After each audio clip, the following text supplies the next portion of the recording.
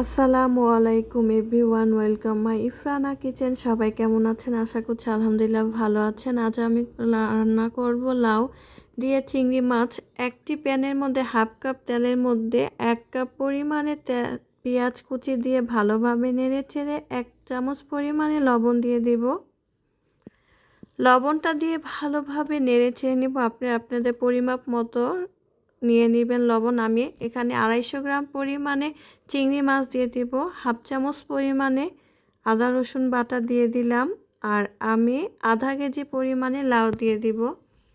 চিংড়ি মাছটা খুব ফ্রেশভাবে আমি ধুয়ে কেটে নিয়েছি। এখন সুন্দরভাবে একটু নেড়ে চেড়ে নিব, একটু ভাজা ভাজা করে নিব। ততক্ষণে পেঁয়াজটাও নরম হয়ে যাবে। চিংড়ি মাছগুলো ভাজা হয়ে গেছে।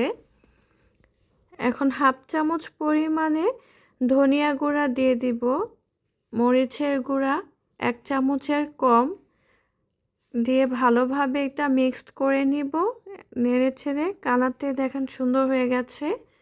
হলুদ দিয়ে দিব এখন 1 চামচের কম। এখানে হলুদ হাফ চামচ দিবেন, আমি কালারটা সুন্দর করার জন্য এটা দিয়েছি। লাউ চিংড়ি সাদা সাদা রান্না করলে সুন্দর লাগে খেতে, কিন্তু এখানে দেখতে খারাপ দেখা যাবে, তাই আমি একটু বেশি দিয়েছি। সুন্দরভাবে এটা কষিয়ে নিতে হবে। আমি পানি দিয়ে এটা কষিয়ে নিচ্ছিলাম আর দেখাই নেই, স্কিপ করেছি। লাউ দিয়ে দিলাম। এখন কষানোর পরে একটি বড় লাউ সুন্দরভাবে কেটে নিয়েছি। এভাবে কেটে মুরগির গোশত রান্না করা হয়, চিংড়ি মাছ দিয়ে রান্না করলে সুন্দর লাগে, ভালো লাগে।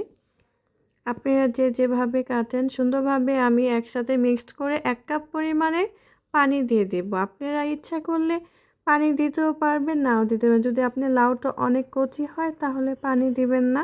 বাড়তি ছিল তাই আমি একটু পানি দিয়ে দিলাম, যাতে খুব সহজেই লাউটা সিদ্ধ হয়ে যায়।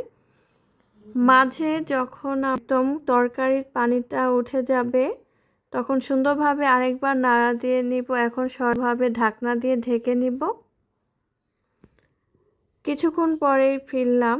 এখন সুন্দরভাবে দেখেন তরকারিটা কালারটাও চেঞ্জ হয়ে গেছে, পানি হয়েছে, এটা লাউটাও সিদ্ধ হয়ে গেছে। এখন হাফ চামচ পরিমাণে জিরা গুঁড়া দিয়ে ভালোভাবে একটু নেড়ে চেড়ে কাঁচামরিচ ধনিয়া পাতা দিয়ে দিব নিজের স্বাদ মতো। অবশ্যই লবণটা চেক করে নেবেন। লাউ কিন্তু লবণ অতিরিক্ত ভালো লাগে না, আবার কমও ভালো লাগে না। লাউ তরকারি একটু মিষ্টি মিষ্টি ভালো লাগে। ইচ্ছে করলে আপনারা একটু সামান্য চিনিও দিয়ে দিতে পারেন। আমি এখন একটু নাড়াচাড়া দিয়ে সুন্দরভাবে পরিবেশন করব, নামিয়ে ফেলবো। আমার মজাদার লাউ চিংড়ি হয়ে গেল। এটা খেতে খুবই সুস্বাদু। শীতের সকালে তো কোনো কথাই নেই, গরম ভাতের সাথে, রুটির সাথে বা ঠান্ডা ভাতের সাথে। সবাই ভালো থাকবেন। আল্লাহ হাফেজ। আমার ইফরানা কিচেনের সাথে থাকবেন। সবাই আমার পেজটা লাইক শেয়ার ফলো করে দিবেন। আল্লাহ হাফেজ। আসসালামু আলাইকুম।